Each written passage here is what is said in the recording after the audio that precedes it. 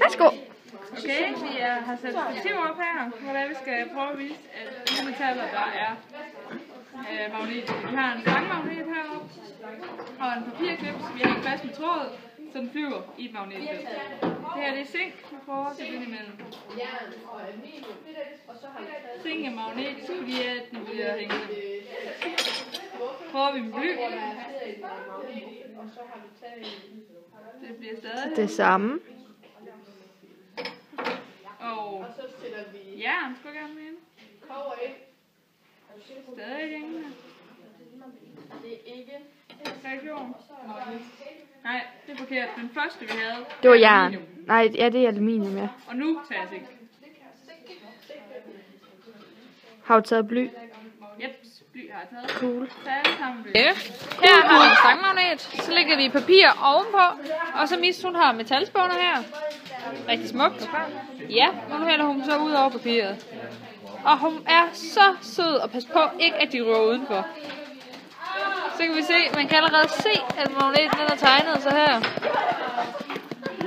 Man kan jo downloade en app, hvor Og så kan man se, at de går mod enderne. Når jeg banker på det her, så går de stille og roligt hen mod enderne. For det er det enderne, der er stærkest magnetisk. Og det føles faktisk rigtig mærkeligt at røre ved. Du kan se det lige som små pigge. Det er godt lige at lidt mere. Det er så små pigge. Flemming. Og det er ret morsomt. Jeg kan lige med det. Det ja. Prøv lige at tænke på det så.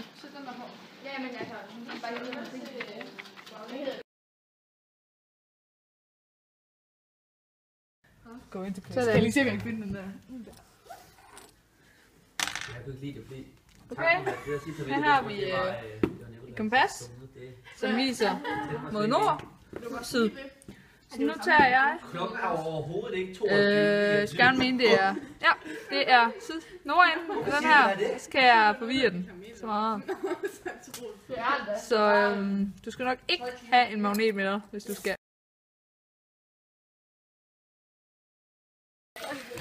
Så vil jeg ikke lige her, men... Så gør du sådan her i stedet. Og så virker den. Så er det den, der er magnetisk i stedet. Men det er stadig den her, der har magnetfeltet.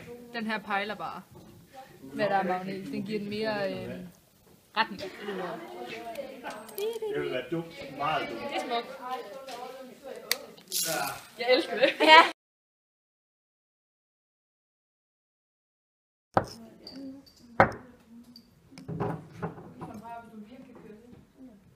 Koldt du med, hvor meget jeg får fat i? Jeg tror, du skal blive i start, så det. Nej, det tror jeg også, når jeg bliver så finder jeg. Det er det, ja. Filmer jeg?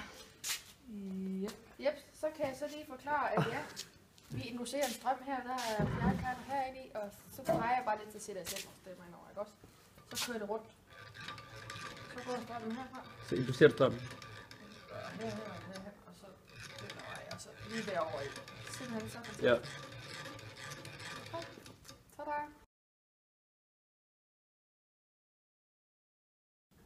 To sekunder. Jeg filmer. Jeg filmer også. Okay, vi har en strømforsyning her, som vi har sat på 4 volt, som så går hen i spolen her med 16 vindinger, hvor mange gange den kører rundt. Og den